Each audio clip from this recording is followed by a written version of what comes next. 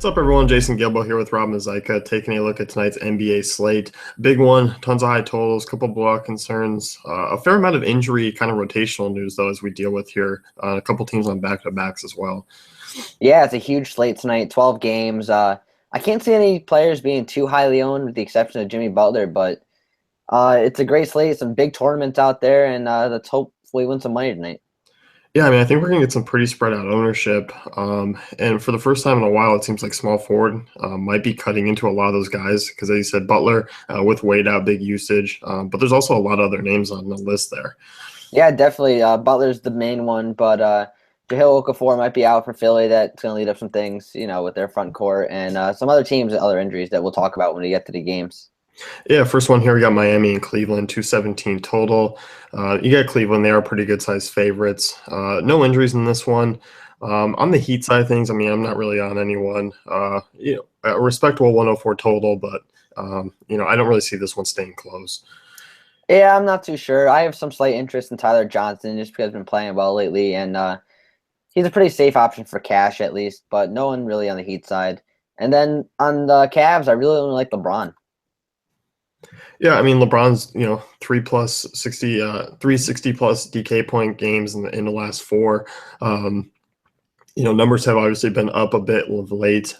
My only issue with him is just the price tag, but I actually think that's probably going to keep his ownership rather low, just because one, you got Kawhi Leonard, you got Jimmy Butler, who are a little bit cheaper, and there are a lot of cheaper options as well. Yeah, the price is high, but the narrative's always there. They got in a scuffle last game, and I think he wants to put on a show and destroy his old team. Yeah, that'd be fun to watch. Milwaukee, Philly, next one here, 212. On the Milwaukee side, Chris Middleton's been a guy that I'm just going to consistently use. The price is up a little bit more on DK than I'd like, 6,500, but he's kind of earned it. On FanDuel, though, I mean, 5,600, he's probably going to be one of your highest on small forwards on the slate. Yeah, FanDuel, I'm pretty much just locking him in, but DraftKings is priced a little higher, and it's mainly just tournaments for me over there with him, but I'm not going to have much exposure on DraftKings. And as far as the rest of the Bucks, I mean, I'm not particularly intrigued. We really haven't seen the upside, to be honest, in a long time. Adding Terrence Jones to that front court, I'm not particularly intrigued. It was always a mess anyway. Even though this was a good spot for them, I'm trying to just stay away. Yeah, I'm staying away too. Jason Kidd's rotations are a little screwy sometimes, so.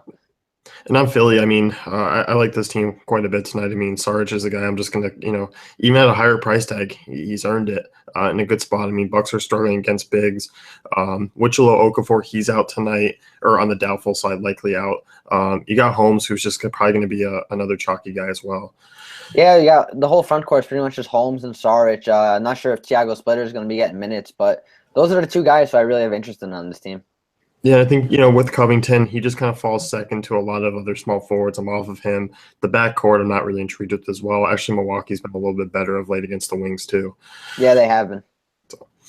Knicks and Orlando, 209 total. The only real injury concern here with this game is Vucevic, and that kind of opens up the door for Biyombo, who really, at bare minimum, I mean, he's probably going to be one of the highest owned centers on DraftKings. Yeah, if Vucevic is out, which I think he is, Biyombo's just a guy who really makes your team, helps you fit other studs. He's minimum price, and he's going to get a bunch of minutes. I also like Aaron Gordon on that team and Elfrid Payton as well for tournaments. Yeah, I do too. I like Orlando quite a bit, 105 total. With Vucevic, if he's off the court, we see usage bumps. We saw Terrence Ross with a huge usage bump, over 30% with Vucevic out. I'm on those guys. Not really anyone off the bench there. I think the Knicks side is also interesting. Derrick Rose continues to be at a cheap price. Orlando's really struggled against point guards of late, and Rose is locking in really heavy minutes with Brandon Jennings being waived. Yeah, Rose is the only guy I'm really looking towards on the Knicks. Back on Terrence Ross, though, his price on FanDuel is way too cheap, and I'd just lock him in and small forward over there. But back to Derrick Rose, he's a good spot. He's been playing well, and his price isn't too high either. Yeah, I mean, and everyone else, Carmelo, I think not really on. I feel like there's other small forward options. Porzingis, I know you had your concerns about a back-to-back. I don't mind him still in tournaments. It's a good spot for him, and we seem to actually play pretty well of late.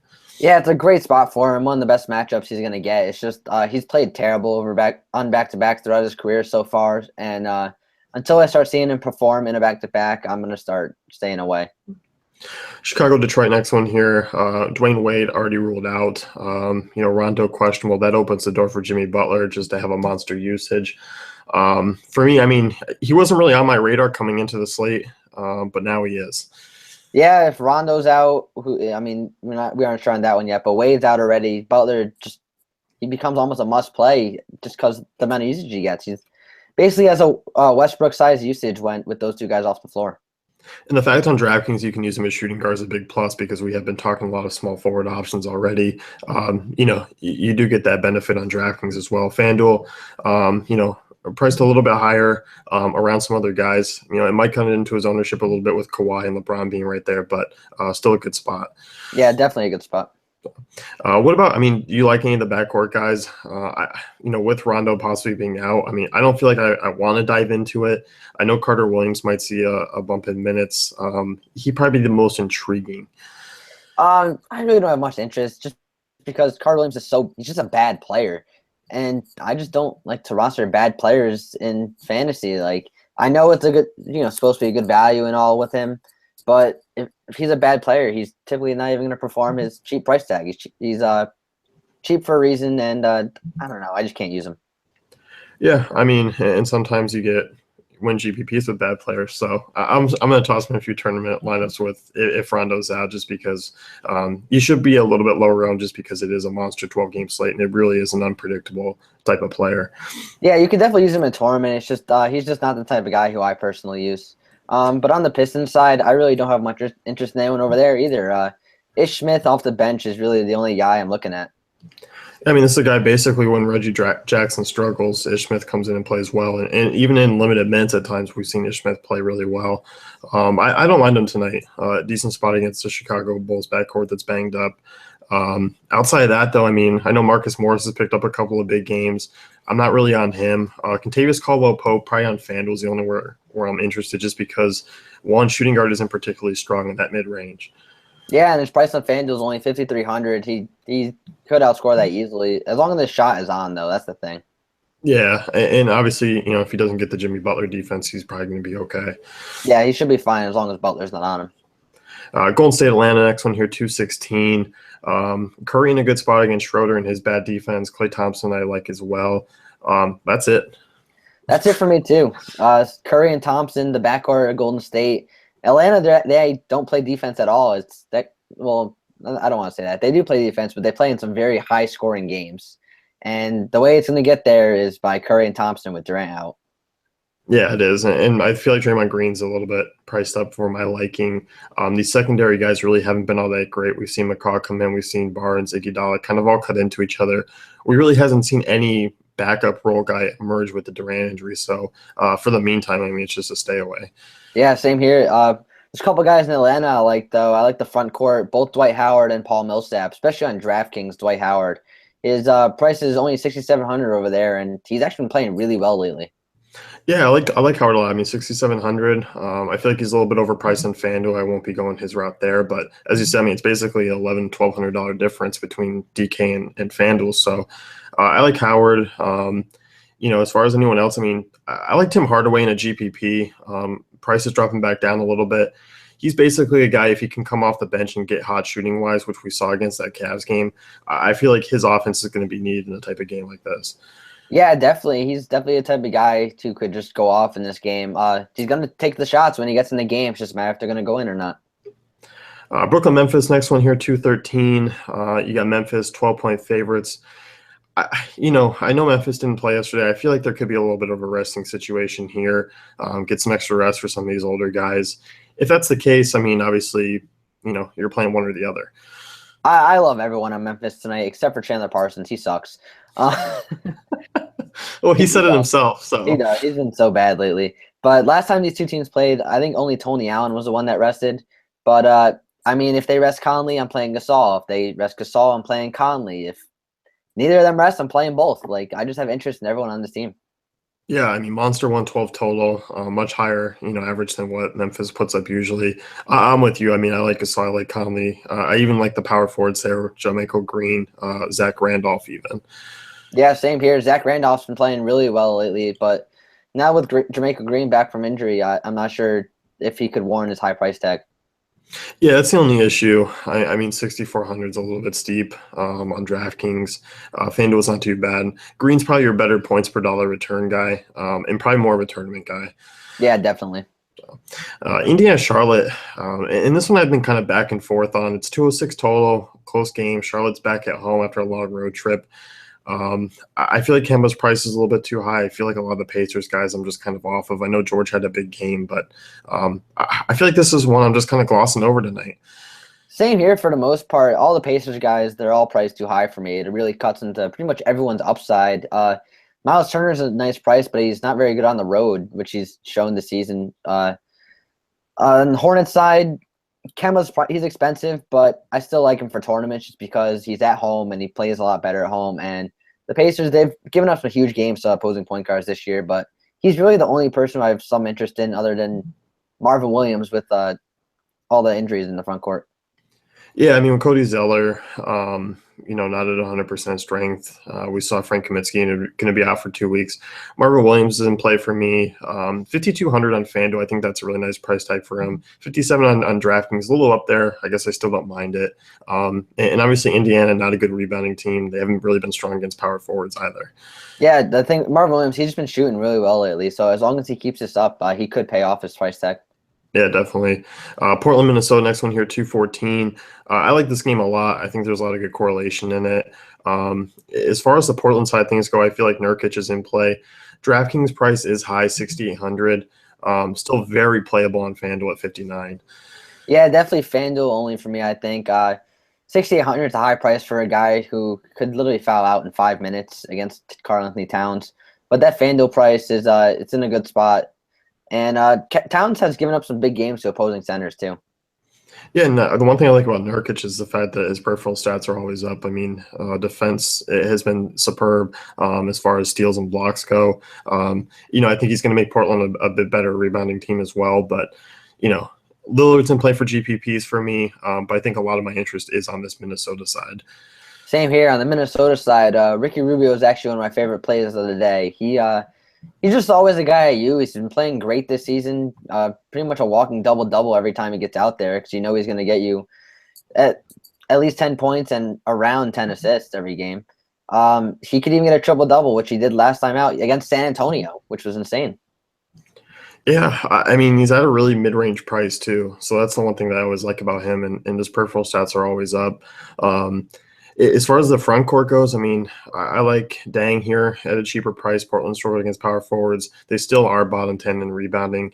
I think it's a good spot for him in cash games just because he's going to go out there and probably hover around a double-double tonight and at a pretty cheaper price tag. I agree. Gorgie Jang, he's always a safe option. What do you feel about Towns tonight? I mean, a little bit expensive. You going that way or are you kind of staying away? I'm kind of staying away. There's other guys I like to pay up for tonight, and he's just falling behind them. We're going to touch on one in a couple games from now. Yeah. But he's still a guy who has shown massive upside this season. Yeah, he has, and this is certainly a game that he could go off, and I think he's a good tournament guy because I don't think a lot of people are going to gravitate towards him. Yeah, exactly. Houston, San Antonio next year, 221. In this one, I mean, for as high as the total goes on both sides, I don't like as much as I do from it. I don't either. I like Harden because he plays okay against San Antonio. His price is, under $12K on both sides, and it's a high total. It's tough to read this team, especially with Lou Williams coming in and taking all these shots now. Yeah, Harden's price has dropped to 11.5 on DraftKings, where it's probably the only place I'd use him just because the turnovers really do kill him on FanDuel, and especially against a team like the Spurs. Hasn't shot particularly well. I think he is a sneakier play just because he does have the potential to go off, especially in a bigger game. But with that being said, I mean, I do think there are better places to spend money. Yeah, I agree. There's better places to spend money. One, like I said, I'm going to get to him next game. On the other side, Kawhi Leonard, he's a guy of interest in, and a little bit in Pau Gasol off the bench. Yeah, I like Pau Gasol. I mean, he's been really consistent off the bench. Usage just jumped up a little bit in that span. And I don't mind him on FanDuel. I mean, the upside's a little bit capped there. I think he's more of a DK, but because you can roster two centers and there's a lot of cheap centers to roster with. But But with that being said, I mean, good spot. Houston's been bottom 5 in fantasy points allowed to centers this season. Yeah, they've been getting us some huge games to centers lately. I've been riding that for a while now.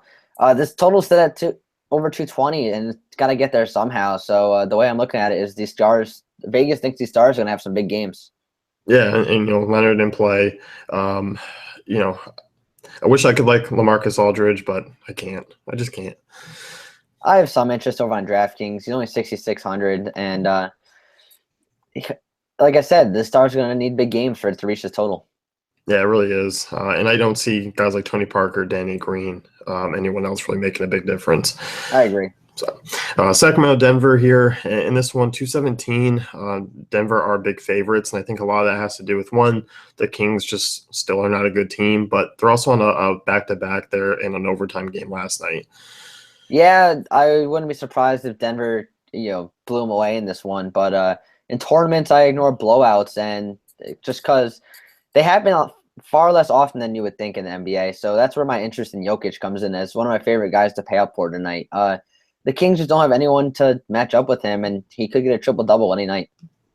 Yeah, Jokic is a stud. I never, mind going back to him. On that Nugget side as well, I mean, Gary Harris, I know he took one shot. I know he played 22 minutes last time out. A really good spot. Kings have always been dreadful against shooting guards. And you should get a lot of recency bias ownership with him.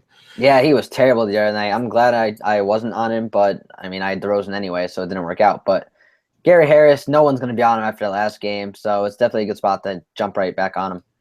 And on the Kings side, I mean, there's a lot to break down. One, a lot of these guys played big minutes last night.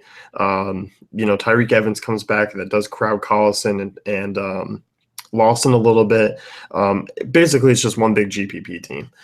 I agree. All these guards, it's a mess. There's too many of them, and it's too hard to project the minutes. And even with the bigs, you got Kufis, Cauley Stein, and Skal Labissiere. I think that's how you say his name.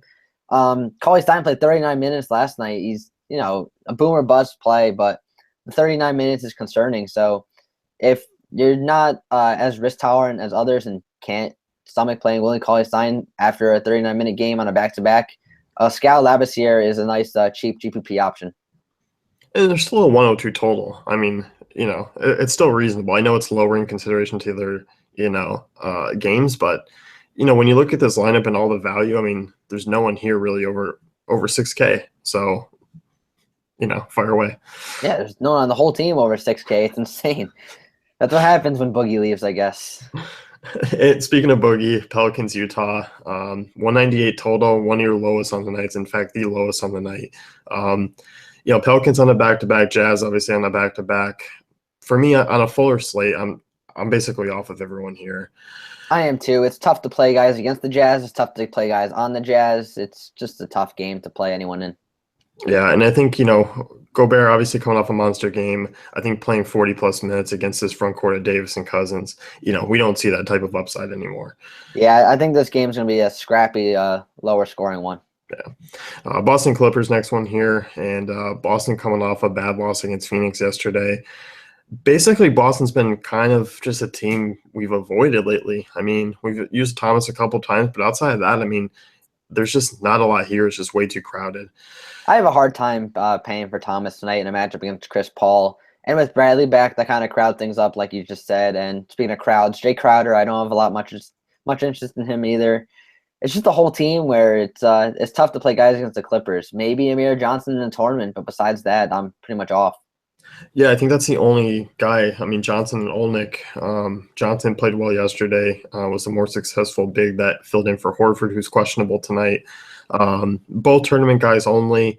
And yeah, I mean, basically with Bradley back tonight, who he's expected to be back, that limits Smart, that limits Brown. So I'm off of those guys as well. But I don't mind the studs for the Clippers. No, not at all. Chris Paul and Blake Griffin's a great stack tonight in GPPs and even in cash. Chris Paul's back. He's playing healthy, and they've been running that pick and roll like crazy, and there's just no one on the Celtics who can contain Griffin.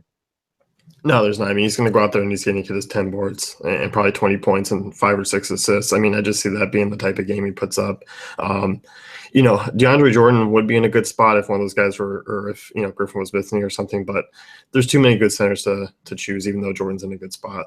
I agree. And with Griffin on the floor, it really it really cuts into Jordan because Griffin grabs all those rebounds that Jordan was getting when he was gone.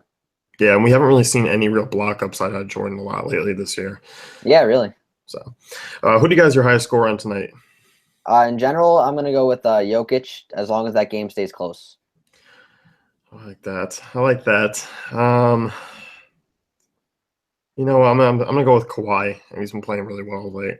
Yeah, definitely. Like we said, for that game to get to that total, someone's gonna have to go off. Yeah, and his peripheral stats are always solid. And hell, we may even see another Spurs overtime game. It's possible with these two teams. They're two of the best teams in the NBA. Yeah. That's going to wrap things up here. We want you to head on over to DaveFantasyCafe.com, check out our great tools and content. Yep. Good luck, everyone.